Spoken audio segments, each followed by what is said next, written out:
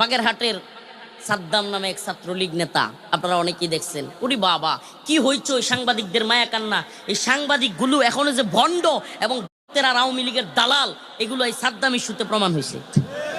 এদেশের অসংখ্য আলেম উলামা জেলখানায় তাদের পরিবারের জানাজা পড়তে পারে নাই। অসংখ্য বিএনপি জামাতের নেতাকর্মীরা জানাজা পড়তে পারে নাই। আমাদেরকে শিকল পরাইয়া, বেরি পরাইয়া, হ্যান্ডকাপ লাগাইয়া, গরুর রশি লাগাইয়া তাই না হেঁচড়ে নেওয়া হয়তো, তখন কারো কোনো মিডিয়ার মায়া খান্না আমরা দেখি নাই।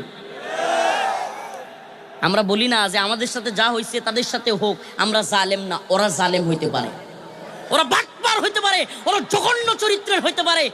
এই আওয়ামী লীগ তাদের ক্ষমতার সময়ে লাশের উপর নৃত্য করেছে এই বদমাইশরা। এখন এরা মায়া কান্না দেখায়, এরা লাশের উপর, এমনকি একজন ফাঁসির দণ্ডপ্রাপ্ত আসামি